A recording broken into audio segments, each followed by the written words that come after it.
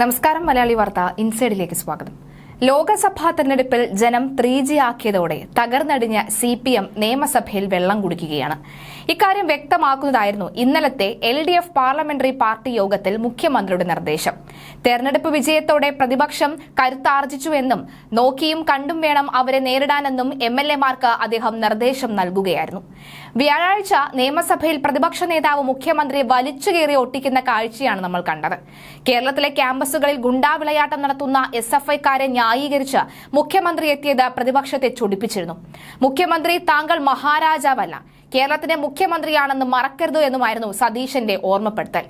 മറുപടി നൽകിയ പിണറായി വിജയൻ ഞാൻ മഹാരാജാവല്ലെന്നും ജനങ്ങളുടെ ദാസനാണെന്നും എല്ലാ കാലത്തും ജനങ്ങൾക്കൊപ്പമാണ്, ജനങ്ങൾക്ക് വേണ്ടി എന്തും ചെയ്യുമെന്നും തിരിച്ചടിച്ചു. ഇതോടെ മുഖ്യമന്ത്രി മഹാരാജാവല്ലെന്ന് വീണ്ടും ജനങ്ങൾ ഓർമ്മപ്പെടുത്തുന്നു എന്നായിരുന്നു VD സതീശൻ നൽകിയ മറുപടി. ജനങ്ങളുടെ ദാസനാണ് താനെന്ന് മുഖ്യമന്ത്രി പറഞ്ഞത് ജനങ്ങൾ പരിഹാസത്തോടു കൂടിയാണ് എടുത്തിരിക്കുന്നത്.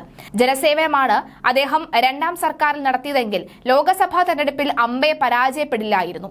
പിണറായിക്ക് ജനങ്ങളുടെ ദാസനാകാൻ കഴിയില്ലല്ലോ എന്നും അദ്ദേഹം വിജയനല്ലേ എന്നും വിജയന്റെ ധിക്കാരവും ധാർഷ്ട്യവും ഇല്ലാതാകില്ല എന്നും ജനസേവകർ ധിക്കാരികളും അഹങ്കാരികളും അല്ല എന്നും ജനം വിലയിരുത്തുന്നതായിരുന്നു നമ്മൾ കഴിഞ്ഞ തവണ കണ്ടത്.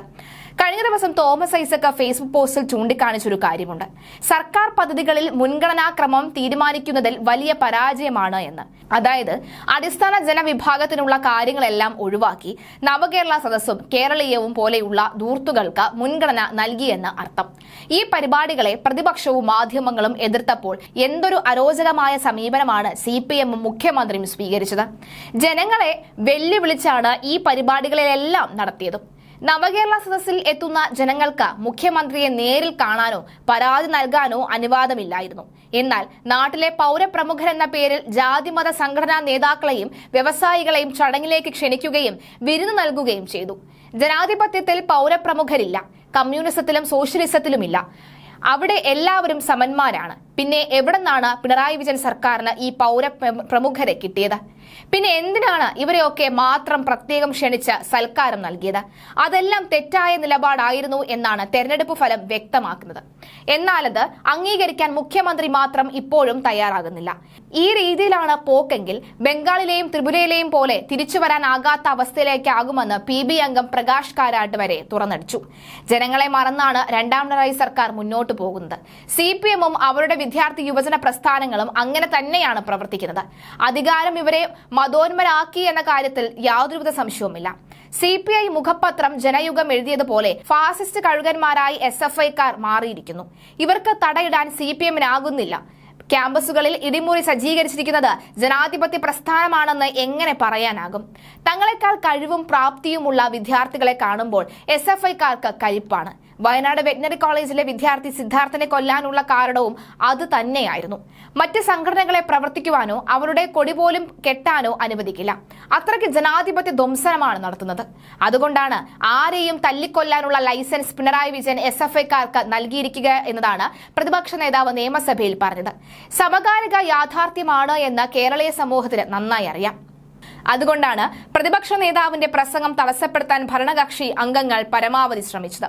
CPM, SFI, DYFI പ്രവർത്തകരുടെ ഗുണ്ടായിസം, സ്വർണ്ണക്കടത്ത്, ഫാസിസ്റ്റ് രീതി ഇവയൊന്നും CPI-ക്ക് യോജിക്കാൻ കഴിയുന്നില്ല. സഹായിക്കാനാവാതെയാണ് കണ്ണൂരിലെ CPM-നെതിരെ CPI സംസ്ഥാന സെക്രട്ടറി ബിനോയ് വിശ്വം തുറന്നടിച്ചത്. P. ജയരാജനോട് വായടയ്ക്കാൻ പാർട്ടിക്ക് നിർദ്ദേശം നൽകേണ്ടി വന്നു. നിയമവിരുദ്ധ പ്രവർത്തനങ്ങളുമായി പല നേതാക്കളും സഹകരിക്കുകയും അതിൽ നിന്ന് പണം സമ്പാദിക്കുകയും ചെയ്യുന്നവരായി പലരും മാറിയിരിക്കുകയുമുണ്ട്.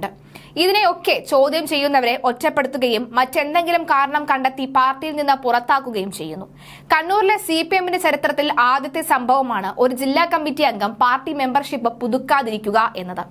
മനു തോമസ് എന്തുകൊണ്ട് പാർട്ടി വിട്ടെന്ന് പറയാൻ പാർട്ടി പോലും തയ്യാറാകുന്നില്ല. ഒരാൾ പാർട്ടി വിട്ടകരുന്ന രീതിയിൽ ശക്തമായ ജീർണത CPM-ൽ ഉണ്ടായിരിക്കുന്നു. ഞാൻ പാർട്ടിയെ തിരുത്താൻ നോക്കി, നടന്നില്ല. അതുകൊണ്ട് ഞാൻ എന്നെ തന്നെ തിരുത്താനായി പാർട്ടി പ്രവർത്തനം ഉപേക്ഷിച്ചു എന്നാണ് മനു തോമസ് പ്രതികരിച്ചത്. CPM-ന്റെ ചങ്കിലേക്കാണ് ആ പ്രതികരണം ചെന്ന് തറച്ചത്. കണ്ണൂരിലെ ചില സഖാക്കൾക്ക് ഗുണ്ടാ മാഫിയ മയക്കുമരുന്ന് ബന്ധമുണ്ടെങ്കിൽ മറ്റ് ജില്ലകളിലെ സഖാക്കന്മാർക്ക് മറ്റ് വഴിവിട്ട കാര്യങ്ങൾ ഉണ്ട് എന്നും പല വിമർശനവും ഉയരുന്നു. എല്ലാവർക്കും പണം സമ്പാദിക്കണം എന്നല്ലാതെ മറ്റ് ലക്ഷ്യങ്ങളില്ല. മുഖ്യമന്ത്രിയുടെ മകൾക്കും മകനുമെതിരെ ഉയർന്ന കേസുകളുടെയും ആരോപണങ്ങളുടെയും പിന്നിലുള്ളതും പണം തന്നെയാണ്. അതുകൊണ്ട് പാർട്ടിക്ക് എന്ത് സംഭവിച്ചാലും ഇവർക്കൊരു ചുക്കുമില്ല.